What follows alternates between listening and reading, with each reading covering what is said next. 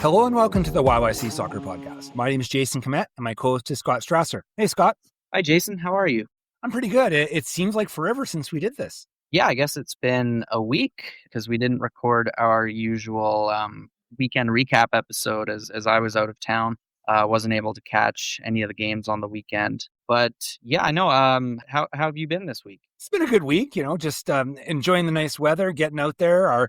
If anyone was listening to previous episodes and wondering, man versus squirrel, the growing the sunflowers have sprouted. Okay, so that means man won against nature.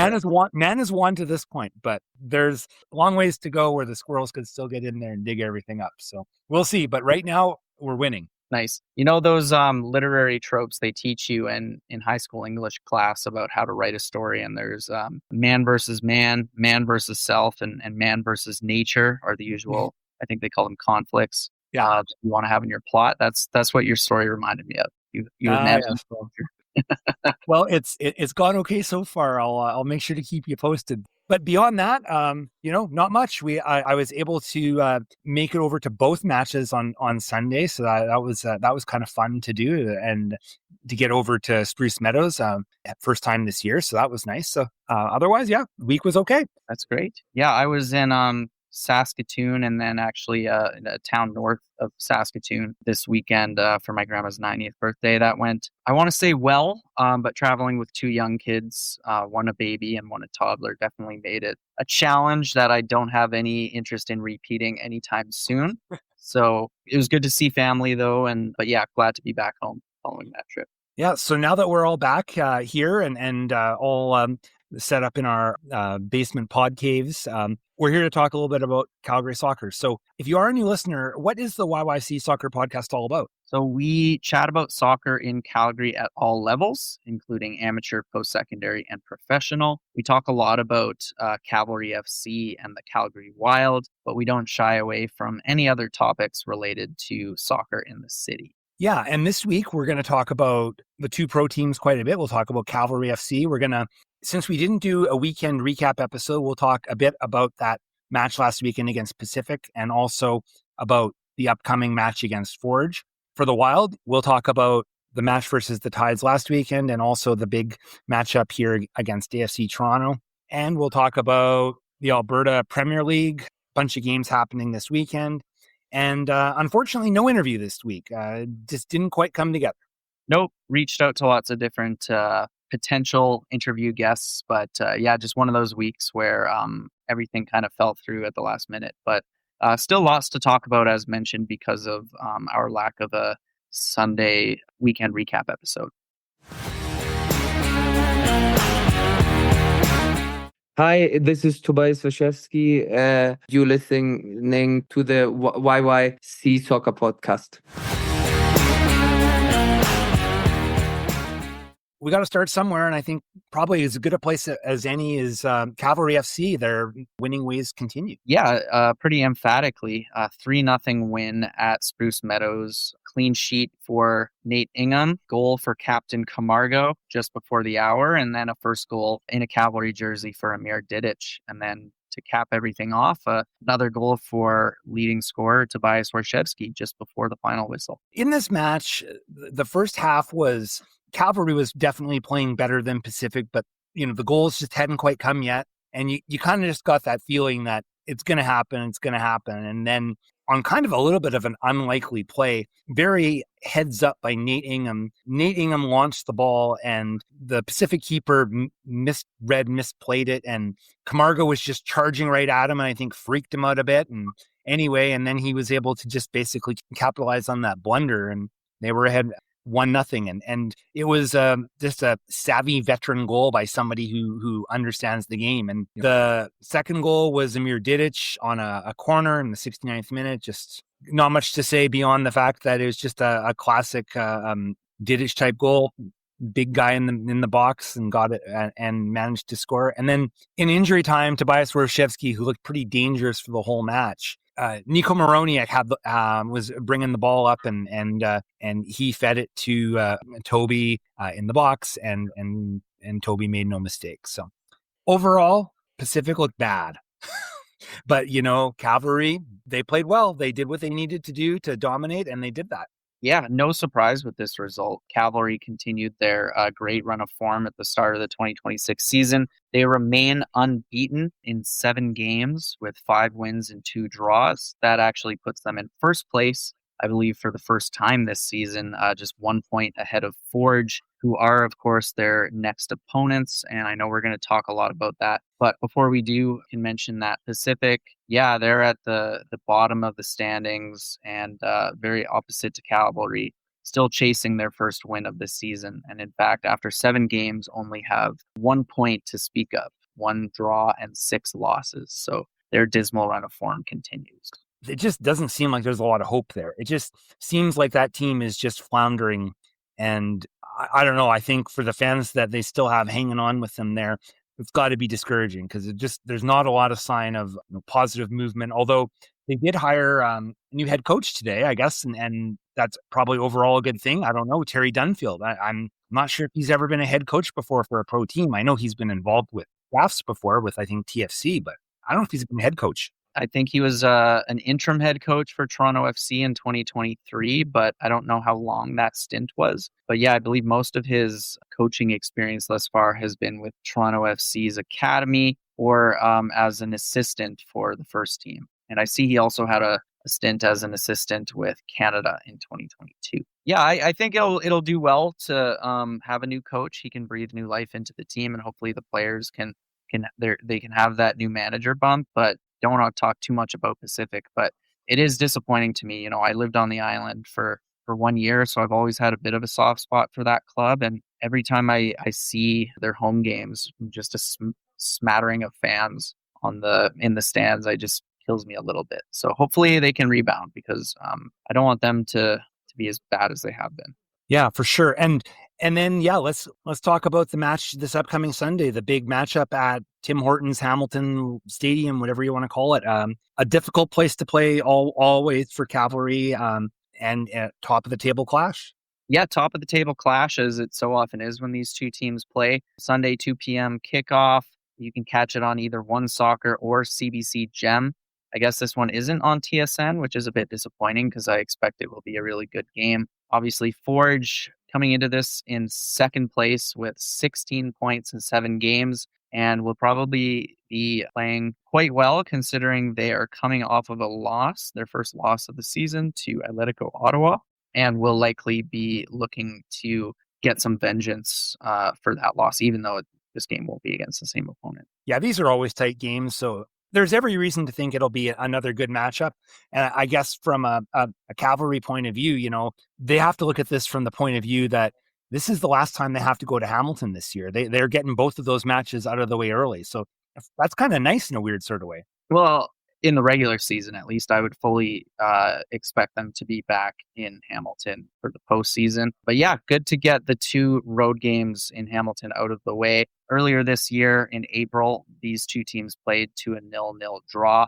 That was a very cagey game, Jason. I remember watching it. You could tell it was kind of a chess match between the 2 head coaches. Wouldn't be too surprised if it were the same case this time around, but I could also see a bit more offensive activity. It seems like Cavalry has come into their own.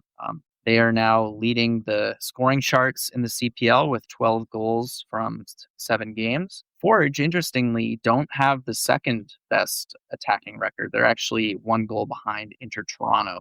They've scored 9 goals in their 7 games. So they've really been a team that has been a little bit more defensive than maybe in the past and relying on a strong back line to get wins this year. But yeah, they do have the best defensive record with only 6 goals against. Yeah, hard to predict how the result will go, but should be a really good game. A couple more notes about Cavalry. They did sign a new player. Actually, it was right at the end of last week. I think it was last Friday, right around the time our episode dropped. Luke Ihama signed the U Sports deal. Yeah, I know you and I talked about Luke Ihama after the draft. Neither of us really had him on our radar. He's a defensive player. He's a left back. So I find this signing interesting, and I'm going to tell you my theory on this one at least. So a week and a bit ago, I was at the Cavalry 2 match up at SAIT, and Curtis Ofori was playing in that match. He's the American left back that they signed is on the senior side, and he hasn't been getting a lot of playing time. And he was in that match, and considering he was one of the members of the senior side, he didn't really particularly stand out head and shoulders above everyone else. So I'm not saying that that's the reason by itself, but I'm beginning to get the idea that maybe it's not turning out quite as well as they want. And they had Luke Ihama here for training camp, and maybe since they both play the same position, they brought him back with the idea that, maybe Curtis Safori doesn't show any further progression. Maybe they could use him and get some left back minutes. Yeah. And in case any of our listeners are wondering who Ihama has played for in the past, he played his U Sports football for Toronto Metropolitan and played in the Ontario Premier League for Simcoe County Rovers, where he won the league in 2023. He previously attended Centennial College. I'm familiar with that program. I think that's that would be like the state level, right? Okay, collegiate. And the other note that I ran across is I thought this was strange. I didn't really completely get it, but the Canada camp in Charlotte this past week here, Maël Henry was called to that camp as a training player. I had no idea until I think it was pretty much over. Yeah, and I mean, he hasn't even played this year, has he? He's not played 1 minute for the club. Yeah. So what's up with that? I don't know. Maybe they were trying to set up some kind of scout team, like to try and imitate the opposition of to imitate one of the teams they're going to play. And for whatever reasons, he had the skill set and he was available because, he hasn't really been appearing with Cavalry. So that's the best I can come up with, but it's sort of just an odd selection. So I think the only other thing worth mentioning before we segue over to talk about the Wild is that Bradley Camden-Feo, who's been one of Cavalry's top performers this season, in my opinion, he didn't dress against Pacific. Yeah, I don't know why. I am not sure if he was injured or I have not heard anything, and I'm hopefully whatever it is, it's nothing major. I also checked the suspensions because I thought maybe he had accumulated yellow cards or something, but it didn't appear that he has. So yeah, I guess we'll see what happens. But yeah, he has been one of their better players this year for sure. Hi, this is Tegan Stewart. You're listening to YYC Soccer Podcast.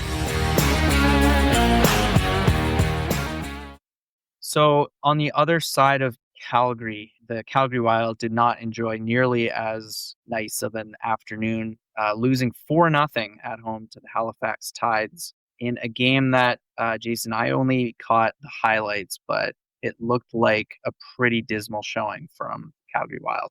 Yeah, so I was at the Cavalry match, and it was wrapping up right at pretty much at 5 o'clock when the kickoff was happening for the Wild match. So I was basically packing up and getting ready to go, and I could see that the score was 1-0 for Halifax early on. By the time I got to the stadium, it was basically almost halftime, and yeah, 3-0 at halftime. And so I did not see the first half in person, but I saw the second half in person, and it was not good. It was ugly, man. Ugly is the best way to describe it. Yeah, I mean, the Wild did have a couple of decent chances, and honestly, this game could have been 4-2 or 4-3 if they were a bit more clinical. I think Tegan Stewart, for instance, had a decent chance, as did Sarita Thurton in her first minutes of the 2026 season. And I think there was one other, Collie Johnson had a good shot that just went over. But overall, this was one-way traffic. Halifax dominated, going up 3-0 in the opening half hour. Sarah Miller, former Foothills player, I believe, scored a brace. And Julianne Valorant, probably player of the game, she got a brace as well, including a really nice finish for Halifax's fourth goal. That was arguably unsavable, in my opinion, rifled into the top corner. But the other 3 goals, the 3 in the first half, all of those were basically the Wild making fundamental defensive mistakes and allowing Halifax to score. For instance, the second goal, just open player at the back post on a corner kick. The first goal, I think, was Michelle Romero, caught ball watching and decent through ball, but yeah, shouldn't be. You need to be following your player. And then I think the third goal, I want to say, was kind of similar. I think it may have been Grace Storty not tracking back, or it was just a long ball pumped forward. But yeah, some really questionable decision making by the Wild defense in this game, as well as the goalkeeping. I thought that Caitlin Talbert was kind of panicking on a lot of plays.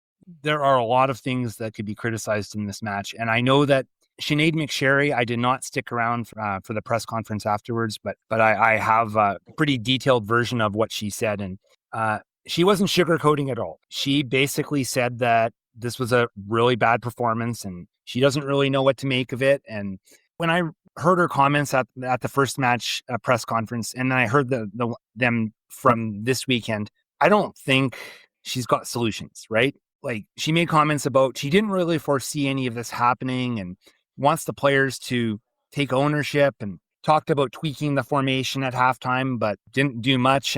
And basically just basic stuff like, you can say that Maggie Doherty Howard not being in the lineup is really bad for them because she is their best player. I don't think anyone's questioning that. But she's also the glue that just holds that team together. And they haven't really been playing very well with her, but without her, they just seemed like even just more lost. Like, nobody really stepped up to lead. Storty always does a little bit of that in her own way. She was wearing the captain's armband, but I don't know. I think you kind of have to have some of your veteran players step up and lead, and team all comes together in these circumstances. But yeah, they just didn't really look like they were terribly engaged, and they were just making basic mistakes. And I realize that's harsh, but there is not much good to take out of that one. Yeah, I heard the commentator say when I was watching the highlights that this was the first time since their inaugural game that Maggie Doherty Howard hasn't played. So this was the first time that she didn't see minutes in a game for the Wild, which I didn't fact check that. I was surprised. That sounds right. Yeah, I think she is like a constant presence in the midfield, and yeah, she's a calming presence for the team, and also a vocal leader. So yeah, without her, they just seemed lost out there. The only players on that team that could walk out of that stadium that wouldn't be embarrassed were the Stewart sisters. They are running around like they're trying. They're not scoring. They're getting chances that they're not finishing, but they actually look like they give a shit. They're the only ones. And Storty, and Storty was limping around at the end of the game. She could barely walk. Something happened. Yeah, she went knee on knee or something with somebody. Yeah, her leg buckled pretty bad. I don't know if she's injured, but it didn't look great. So here's the thing about that. Like, she was injured, and they weren't taking her off because I don't think they have any players to replace her in that position. Like, I was in the booth looking like they were going to bring in a sub, and I'm like, oh, good, they need to get her out of there. And they didn't sub her out. They left her out for another 10 minutes before they subbed her out. And she's walking. She can barely walk every time. Every time the play was happening, she was like taking a knee and resting. And the referee would even come over to her like while the ball was being retrieved if it was an out of bounds play, and ask her if she's okay. Yeah. And then when the game would start again, she'd stand up. Like, and it was like, they're getting their ass kicked out there. She's kind of still trying, but like, why the hell do you still have her in the game? Yeah, I think you're right. They don't have any replacements for her. Well, they ended up taking her out like with a few minutes left, but I was like you're going to lose this game either way. Yeah. You need to protect her. Yeah. Scott, earlier we were talking about Pacific and how it just seems like there's not a lot of hope there. I kind of feel there's a lot of parallels right now between Pacific and the Wild. It just seems like there's a talent gap. There's a motivation gap. There's just neither team had a permanent head coach, although now Pacific has one. It just seems like if you're a fan of the Wild right now, like, it doesn't seem like a real hopeful scenario right now, unfortunately. Yeah, actually, I hadn't thought of the Pacific comparison, but it actually is super accurate. And they actually are both on the same number of points, although the Wild haven't played nearly as many games. They've only played 4 games, but 1 point and 1 draw and 3 losses. And, they had that late rally to tie it against Montreal last game before this one. And you'd think that would kind of give the team the spark it needed to kind of go on a good run. But yeah, this was it was like 1 step forward and 3 or 4 steps back, because I can't say I watched this game, but based on just the 10-minute highlight reel, it was a brutal performance. And there's now a little bit of a gap. They're far back from the top teams in the table. Like, they are 12 points back of Montreal and 8 points back of Ottawa, who are the teams in first and second. And their next game is probably a crucial one, because it's against the only team that they're kind of within spitting distance of in the table. Totally. Like, AFC Toronto, they have 4 points. So if the Wild can get a result against them and maybe they can at least get themselves so they're not like in the basement all by themselves. But if Toronto gets 3 points against them, then all of a sudden they've got 7 and like Calgary's really, really in the basement. Yeah, because ahead of Toronto, Vancouver has 6 points. Halifax now has 7 thanks to this win. And Calgary hasn't played Vancouver yet this year, but I don't know. Like, if you're not going to be able to beat Halifax, Toronto, then who are you going to beat? But yeah, I think next game, May 31st, crucial for the Wild to salvage their season. You know, when you look at a team like Halifax, I thought it was interesting being out there and watching. Like, they were really, really, really bad last year. Worse than the Wild, completely deserved to be in the basement. The Wild took a good chunk of their points off of them. They've really improved. You know, they have Stephen Hart there as coach. They've made a bunch of personnel changes.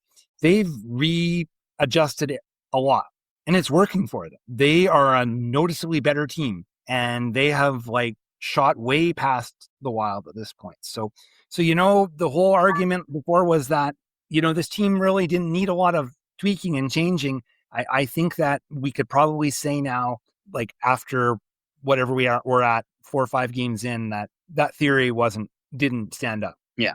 Will they make more signings this year? I mean, they have room. I don't know where the hope is of signing new players. Like, where is it? Who's going to go out there and sign them? Who is their person out there, you know, beating the bushes trying to find players? Like I had this question earlier on when Alex Bruce was no longer with the team for whatever reasons that we don't know. You know, and Lydia Bedford basically was in charge of the team. Lydia Bedford has no contacts in the Canadian soccer world. She's got no contacts really in the global soccer world. She's got many, many contacts in England. But now that she had to do like everything on that team, she's not somebody with a recruiting background, like finding players in those settings. Where was she ever going to find the time to figure out where to find new players? And guess what? Prior to the training camp, she found 3 players. She found Caitlin Talbert, good find. The other 2 players she brought in was Maya Jones, who was just a local legend who was friends with players on the team and has not played for 2 years and frankly probably didn't have a million options in front of her at the moment because she was still rehabbing. So they were able to figure out a way to get her. And then they got Allie Hess. And the only reason they got Allie Hess is because Allie Hess wanted to play for them because her partner's on the team. Like, it's not like they were able to find her somehow and bring her to the team. She wants to be here for that reason. And she is yet to play a minute for the club. She's injured. So yeah. What kind of recruiting did they have in the offseason? They didn't really have any. So, and I just don't see who's going to be the person out there finding them new players. Yeah, I don't know. It just looks very grim that way, right? They need more players. They need better players. I don't know where they're going to come from. Another player that won't be available for this match here against AFC Toronto is Tegan Stewart. She was called up to the Canada U20 team. They're in Spain for a week and a bit, playing a couple friendlies. And Kaylee Hunter's also on that, also been called up. So one more player they won't have this weekend. Yeah, that's probably a relief for the Wild defense, but I don't think Kaylee Hunter has been having quite as prolific a season as she did last year when she really burst onto the scene as a, I think, 17-year-old. I think Tegan Stewart is a big loss for the Wild because, as you mentioned, she is one of the few players carrying her weight and actually really putting forward effort and creating scoring chances, if not actually converting them. For sure. By the way, this Canada U20 team playing in Spain, do you know who they're playing? Like, who the friendlies are against? I do not. Well, they're playing England. And guess who's coaching England? Lydia. That's funny. So Tegan Stewart and Canada will be going up against Lydia Bedford and England in Spain. This is not Lydia Bedford's main job. Her main job is running the U23 team, but the U20 team does not have a manager in place right now. So for this camp and matches, she is being the interim manager of the U20 team. So she'll be facing them. Yeah, that's pretty funny. I'm sure they'll have a laugh about it before or after. Couple more things about this match over at McWoman Stadium on Sunday. I think it's crazy this worked out this way. The Cavalry match and the Wild match are both Sunday, 2 p.m., and they're both on CBC Gem. Yeah, that's probably the first time that's happened. Yeah. Pick which one we watch. But Jason, you compiled the list of Wild players who are out injured or in doubt, and it's not looking pretty, is it? No, there's been no changes according to the NSL web injury report. Allie Hess is still out. Anderson Williams is still out. Farkuna Mataj, Maggie Doherty-Howard, Janaea Robertson's listed as in doubt. And Michaela Moore was not listed on the injury list last weekend, but she still didn't dress. And she's not on the list this weekend either. But, I have doubts that she'll be able to play either because, she really hasn't played much this year. No, she hasn't. And they could really use her experience in the back four. I thought at one point there was a comment about she had played so much for New Zealand that they wanted to rest her a little bit at the beginning of the year, but that can't be true anymore because right now, even if she had like a broken leg, I think they would put her out there to help shore up that defense. So I just can't imagine it's a situation where it's load management. She must have some kind of knock. Yeah. Hi, I'm Avril Jameson, and you're listening to the YYC Soccer Podcast.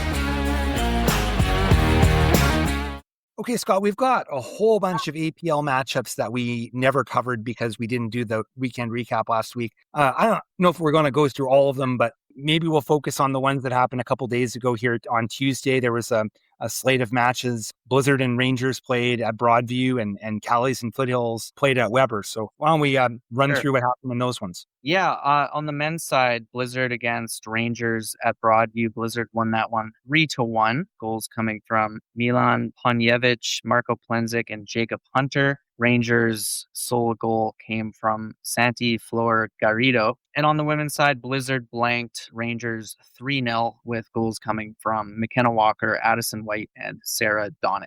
And over at Weber, Callies played Foothills, and Foothills swept both matches.